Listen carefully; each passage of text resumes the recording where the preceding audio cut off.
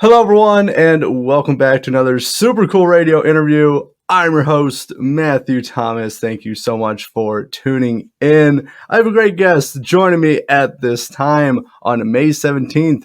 Toronto-based punk rock quartet, the Anti-Queens, will release a new album entitled Disenchanted. Please welcome from the Anti-Queens, the lead vocalist and guitarist, Emily.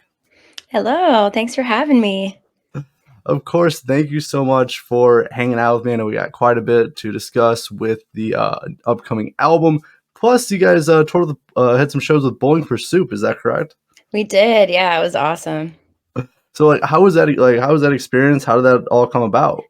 Oh man, it was so wild. So basically, we had a merch store up, and I think we'd been following Jarrett for a while, and we saw an order come through, and I was like, "That's the singer from Bowling for Soup." So we reached out and we're like, "Hey man, thanks." Like he ordered a bunch of stuff, and we're like, "That's awesome. Like thanks so much for supporting us and whatever." And then they were talking about coming to Canada because they hadn't been here in like 15, 20 years or something like that. And we're like, well, if you need support, let us know. And sure enough, they asked us to come along, and we did 5 like Ontario dates plus a Montreal date with them, and it was awesome. They were the nicest people ever. The whole crew was so accommodating and friendly, and just all around awesome, talented, cool people. I would tour with them again in a heartbeat. Oh, that sounds so awesome. Like, do you know how Jared found you? Like, how did he come across your band? I don't know. The internet for sure. He was like telling me, I thought you guys were a lot bigger than you are for some reason. Maybe your social media presence or whatever. But yeah, I don't know. He's a big supporter of like smaller bands and like especially women musicians. So yeah, I think he's just on the ball with that, and he's always looking for new cool bands. So yeah.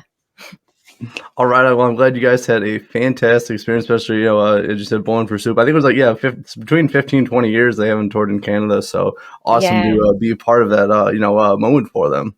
Yeah, totally. It was such an honor, and hopefully they come back because they only did like the East End over here, and they had a lot of people in like West Coast Canada being like, "You're not really touring Canada, you're doing Ontario." So hopefully they come back and do more. I hope so too, and hopefully you guys get to tour alongside them again. So were there overall any highlights from those shows? Um, there were a lot of highlights. I mean, we played some really awesome venues. There's a really beautiful theater in Montreal that I'd never been to or played in, and it was like they had like a beautiful painting on the ceiling. It was like a old theater. Um, yeah, that was a really awesome show. All of them were so great. We got to play in Toronto in our hometown at the Phoenix, so our moms came out, of course. But yeah, just meeting new people, seeing old friends and fans, and actually, I do have one funny highlight. So I think it was Sudbury. We were playing, and this guy screamed, "Play Freebird!" And Valerie, my guitar player, was like, "Man, get a new joke. That one's so old. Like whatever." And I went up to him and I was like, "Why don't you come up here and play it?" And he's like, "I can't." And I'm like, "Well, I guess that's why you're down there and we're up here." And then I felt kind of bad for that sassy comment after. I don't know, I'm like very empathetic of people, even though I have like a big mouth on stage. And then later on, at the end of the night, he came over to the merch table and he had our sticker, just the Anti-Queens, taped across his mouth. And he was such a good sport. He stayed for our whole set, and he was awesome. We're like, thank you for taking that insult so well. And yeah, that was awesome. Freebird guy, he's gonna go down in the AQ books forever. Oh, definitely. I'm glad he took like a champ with that, but definitely a very funny moment. That's also don't yell Freebird at a concert with original music. Right? Yeah, he learned his lesson the hard way, I think. Especially if you can't play Freebird yourself. Like, I'm not gonna yell that at anyone because there's no way in hell I know how to play that song. I can't even do it on I think it's a Rock Band or guitar, whichever one it's on. I can't even do that, and that's with plastic instruments. But speaking of original music, I do want to talk about the upcoming album Disenchanted. Will be available May 17th. So before we get to talk about the music side, so how did the album title come about? That's a good question. We were, like, trying to think of ideas. I mean, we had, like, 3 years to figure out what we were gonna call it, but, we went through so many different ideas, and then I think we just settled on that. We were looking, just something to describe, like, the overall feel of the album, which centers a lot on, like, mental health. There's a lot of it was written during the pandemic as well, so we were just confined and, just that I don't know, it just felt like nothing was really going right either. We've gone through a lot of different things throughout our career, and it just felt like we were just feeling disenchanted the whole time, like just not interested in anything, especially during the pandemic. It was just so depressing for everybody. So, yeah, I think it pretty much encapsulates whatever that word is, like the vibe and the song, uh, all the songs and everything. Yeah. All right on. Like I really enjoyed the first two singles off the album, which was Crusade and then Doomed Again, which I very much enjoy. There are also music videos for both of those as well. So those two singles, are those a good representation of like the overall album? I would say so, yeah, like, I feel like Doomed Again is that more, like, pop punky vibe, and then we came in with probably the heaviest song that we've written yet and more, like, politically charged song that we've ever written, so it's definitely a mix between the 2 of them. There's the pop punk element as well with, like, some heavier, almost, like, m metally guitars and drums and, um, yeah, I would say it's a good representation. We've got another single coming out, when the album is released as well, and that one's a little bit more poppy as well. But yeah, we really had time to experiment with all kinds of, sounds and, like, effects and, a million harmonies. We just couldn't stop adding harmonies because we had way too much time on our hands essentially. So, yeah. Oh, no, I really like it. You know, especially from what I've heard so far, you guys have like that pop punk sound, but also you guys definitely dipping a little bit more heavier sound. Mhm. So is there gonna be like for like pop punk versus like heavier sound? Like, is there a good mix on the album? I think so, yeah. It's definitely in the middle with Crusade probably being, like, one of the heaviest ones on the album. Doomed Again is probably on the poppier side. So, yeah, it's pretty much everything's in the middle, I would say. A good mix. All right. Well, I'm definitely looking forward to checking out the full album when it is available. So I'm curious for you. Obviously, you said a lot of this was written during the pandemic. So, like, was it a different writing and recording experience compared to previous work? Oh, yeah, it's so different. So, like, we've been a band for over 10 years. We've done a couple EPs and stuff, but every time we've written music, it's always been in the jam space. We've never really, like, gone home and recorded, on the computer on, digitally and send ideas back and forth, but, since we weren't allowed to be in a room together during the pandemic and quarantine and everything, we had no choice but to just figure out how to record ourselves, figure out how to use, like, Pro Tools and buy all sorts of gear, and that was how we, like, had to write, so it was really different.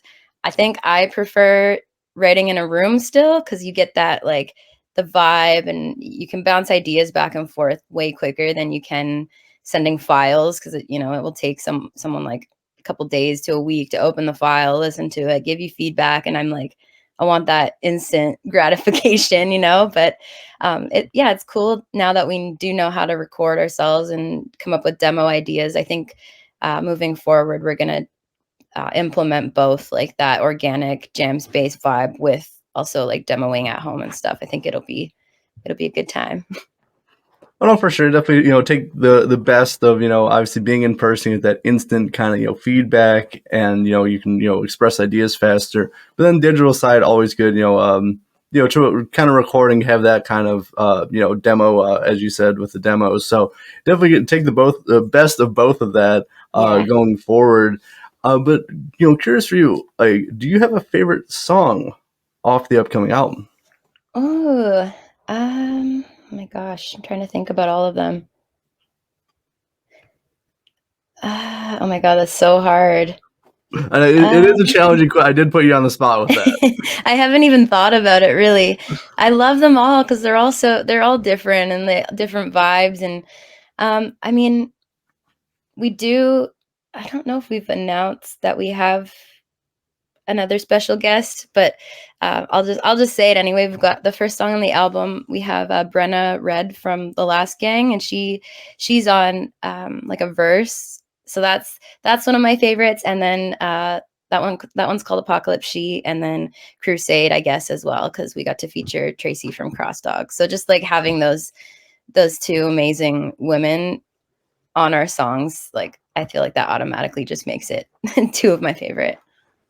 No, for sure. And well, I don't know how much you can say, at liberty to say, but like, how did that come about to have those awesome women featured on those songs? With Brenna, I can't even remember really. Like, I actually don't even know how that happened. It's weird because we've met in person like one time, and it was really quick. She had to like leave she was they were on tour with Bad Cop, and we gave her a quick hug, and then she was gone. So yeah, I guess just social media. I think we had connected that way, and then I think we just thought it was a good fit for her. I'd already written the lyrics for her part, so we sent it to her, and she loved it, and she fucking nailed it. It sounds so good with her voice. And then with Tracy, she's been a friend of ours for like, well, Val's known her longer than she's known me, probably. I think I've known Tracy almost as long as I've known Val. Cross Dog, they've been around for forever too. So it's awesome that they're finally getting the recognition they deserve. So yeah, getting her to feature her on the album was awesome too. She wrote her bridge in Crusade. We kind of just left it open-ended for her, sent it to her. We're like, feel free to come up with whatever you like. We trust you. And she sent it back to us, and we're like, yep, no notes. It's perfect. We're obsessed.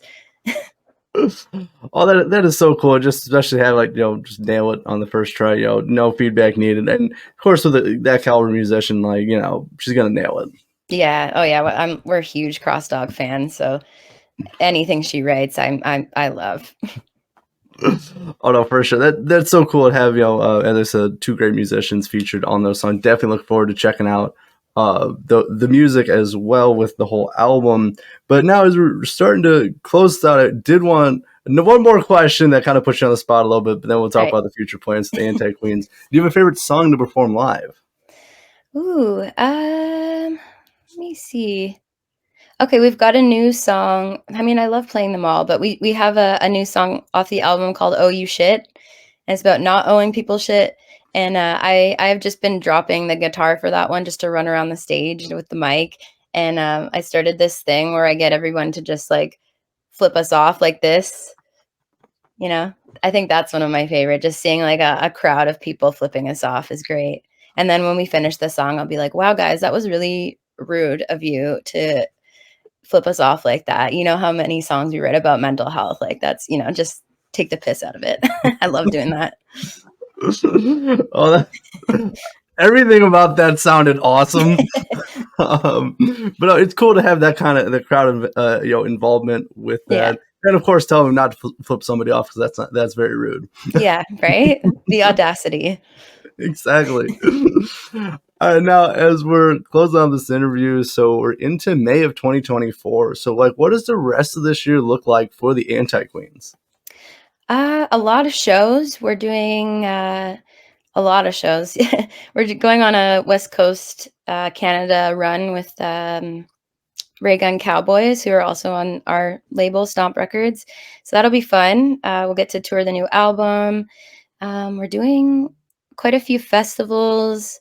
Hopefully we'll get down to the States soon. I think we're applying for our visas shortly. So it's been since like 2015, I think, since we've been. Oh no, sorry, 2019.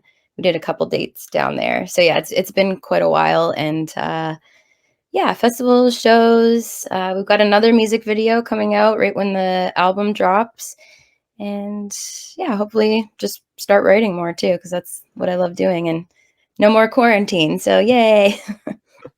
Oh, no, for sure. It sounds like you guys got a lot of great things in the works. I definitely look forward to seeing, where you guys go with, obviously with more music, the music video, as you mentioned. Plus, if you guys come stateside, I'd love to see you guys live if you get the chance. So, yeah.